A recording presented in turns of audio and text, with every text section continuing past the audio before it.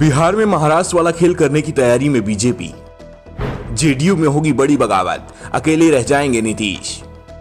सांसद और विधायक छोड़ेंगे नीतीश कुमार का साथ। नीतीश कुमार इस समय जबरदस्त दबाव में हैं। वैसे दबाव में तो वो 2020 के विधानसभा चुनाव के बाद से ही चल रहे हैं। जब बीजेपी के साथ गठबंधन में थे तो बीजेपी नेताओं के दबाव में दिख रहे थे, और अब आरजेडी के साथ हैं तो आरजेडी नेताओं का दबाव उन पर दिख रहा है।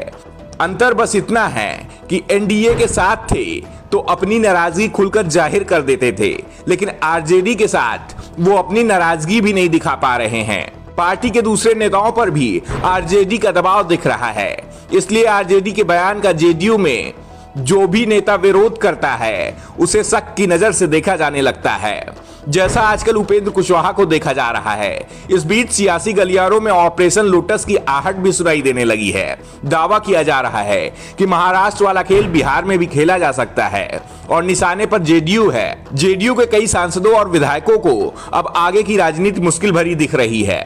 जिस तरह से नीतीश कुमार तेजस्वी यादव के लिए रास्ता साफ कर रहे हैं, उससे जेडीयू के दूसरे नेता मुश्किल में दिखने लगे हैं।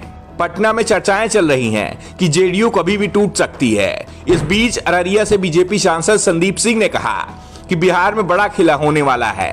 प्रदीप सिंह ने दावा किया कि जेडीयू के सभी विधायक और सांसद बीजेपी के संपर्क में हैं। नीतीश कुमार को छोड़कर बीजेपी का द्वार सभी के लिए खुले हैं। उन्होंने दावा किया है कि बहुत जल्द ही बिहार में महाराष्ट्र जैसे हालात हो जाएंगे। वही खेला होगा जो कुछ दिनों पहले महाराष्ट्र में हुआ था। बीजेपी सांसद ने कहा कि अंदरूनी बात बता रहा हूं, इसे राजनीतिक बयानबाजी न समझें, पूरे भरोसे के साथ कह रहा हूं। अभी इससे अधिक खुलासा नहीं करूंगा, थोड़ा इंतजार कीजिए। दरअसल इस समय महागठबंधन में जबरदस्त टकराव बना हुआ है। आरजेडी विधायक सुधाकर सिंह लगातार नीतीश कुमार पर निशाना साध रहे हैं।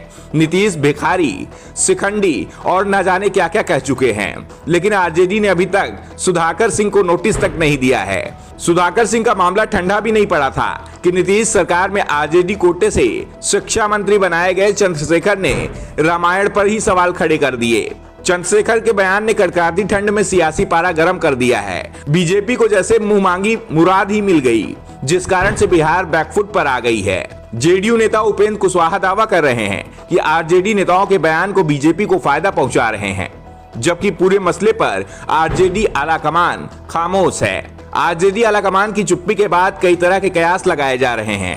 तेजस्वी यादव संकेतों में ही बोल रहे हैं, लेकिन खुलकर वो कुछ भी कहने से बच रहे हैं। यहां तक कैबिनेट मीटिंग में नीतीश कुमार ने जब डॉक्टर चंद्रशेखर को इस तरह से बयान न देने की सलाह दी तो तेजस्वी ने नीतीश का पक्ष तक नहीं लिया। इसके बाद सवाल उठ रहे हैं कि जेडीयू में कुछ भी ठीक नहीं है। पार्टी के अंदर आरजेडी के खिलाफ गुस्सा बढ़ता जा रहा है। दूसरी ओर आरजेडी नेता नीतीश कुमार पर दबाव बना रहे हैं कि वो सीएम पद से इस्तीफा दे दें, लेकिन नीतीश कुमार 2025 तक सीएम पद छोड़ने को तैयार नहीं दिख रहे हैं। ऐसे में मंत्री के बयान ने दोनों ही पार्टियों के बीच चल रहे विवाद को और बढ़ा दिया है। डॉक्टर चंद्रशेखर के बयान से आरजेडी को ज्यादा नुकसान नहीं दिख रहा, लेकिन जेडीयू का सवर्ण आधार जरूर खिसकता दिखाई दे रहा है। इसके साथ ही जेडीयू का लौकुश समीकरण भी दरकता दिखाई दे रहा है। ऐसे में बीजेपी सांसद का दावा बिहार में भी महाराष्ट्र वाला खेल होगा, उसने जेडीयू को पूरी तरह से बैकफुट पर धकेल दिया है।